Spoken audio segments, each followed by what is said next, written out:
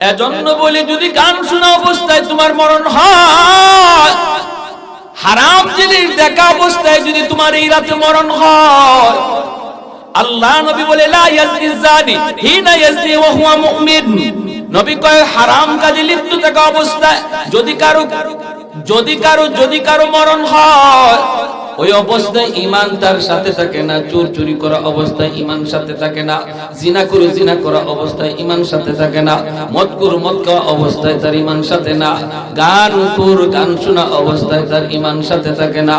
ওই অবস্থায় যদি মালাকুল মউতের সাথে তোমার আমার সাক্ষাৎ হয়, বলো দেখি ঈমান তো তোমার সাথে গেল না।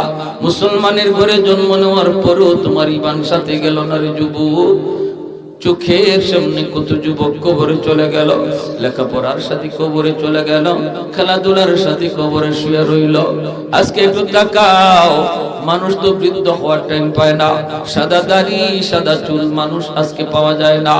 বের হলে শুধু যুবক আর যুবক, মুরব্বী মানুষ সমাজে আর খুঁজে পাওয়া যায় না। কারণ কি?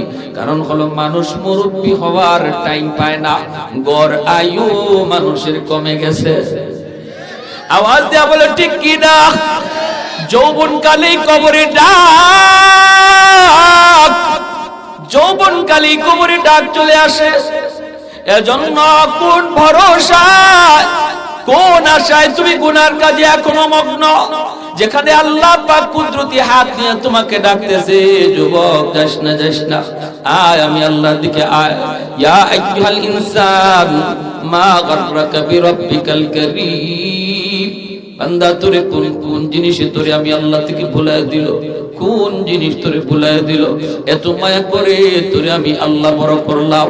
মায়ের পেটে আমি তোরে খানা দিলাম, বের হওয়ার পর তোর দাঁত ছিল না, আমি আল্লাহ তোরে দাঁত দিলাম।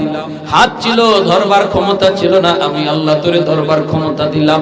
পা ছিল হাঁটবার ক্ষমতা ছিল না, আমি আল্লাহ তোরে হাঁটার ক্ষমতা দিলাম। মুখ ছিল কথা বলার শক্তি ছিল না, আমি আল্লাহ তোরে কথা বলার শক্তি দিলাম। এখন তোরে কোন জিনিস আমি আল্লাহ থেকে ভুলায় দিল? কোন জিনিস তোরে আমি আল্লাহ থেকে ভুলায় দিল? এই বলেন সালাসাতুন قد حرم الله عليهم الجنة مدمن الخمر والعاق والديوس الذي يقر في أهله الخبث। তিন ব্যক্তির জন্য জান্নাত হারাম। এক ব্যক্তি হলো মদখোর, নেশাখোর, গাঞ্জাখোর। এই গাঞ্জা নেশা তওবা করে না ছাড়া পর্যন্ত জীবনে কোনোদিন জান্নাত পাবে না। মরার পরে আল্লাহ তারে জান্নাত দিবে না, তওবা করে যদি সে নেশা না ছাড়ি। দুই নাম্বার হলো ওয়াল আক, মা বাবারে যে সন্তান কষ্ট দেয়, মার সাথে চোখ লাঙ্গায় কথা কয়, বাবার সাথে চোখ লাল করে কথা কয়, বাবার কলিজায় ব্যথা লাগে, বাবা কষ্ট পায় কিন্তু জবাব দেয় না। কারণ আজকে বাবার শরীর দুর্বল, বাবা জবাব দেয় না।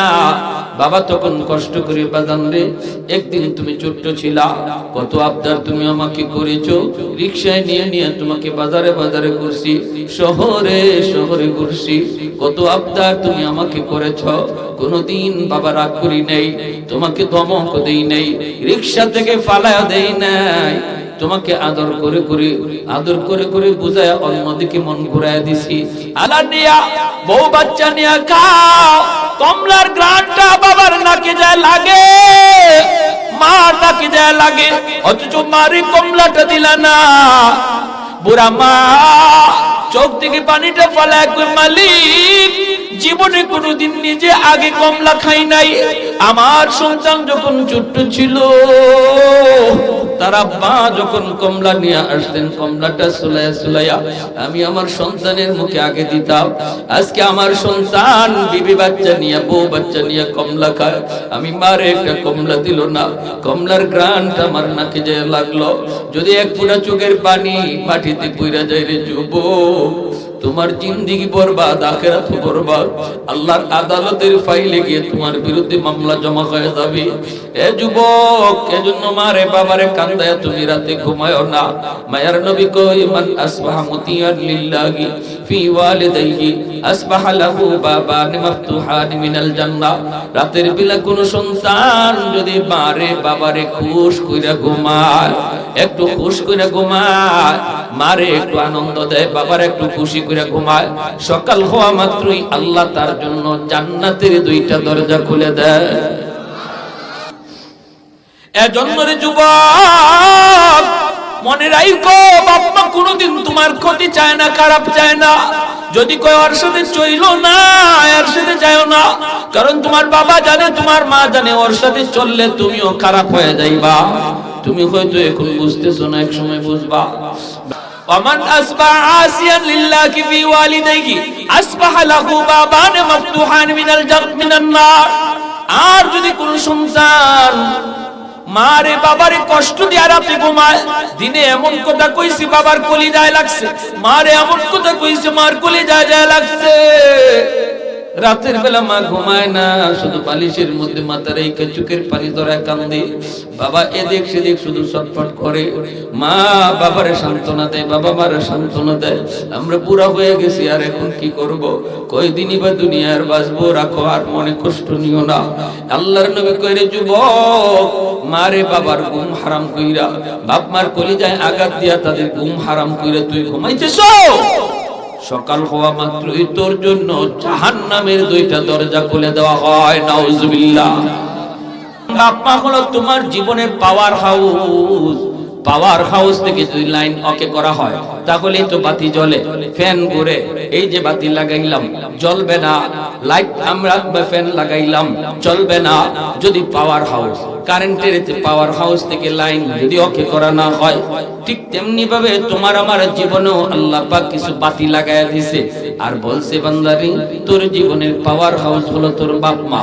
ওই মা বাবা থেকে জীবনের বাতির কানেকশন কইরা দাও, আমি আল্লাহ তোমার জীবনের বাতিগুলা জ্বালায়া দেব।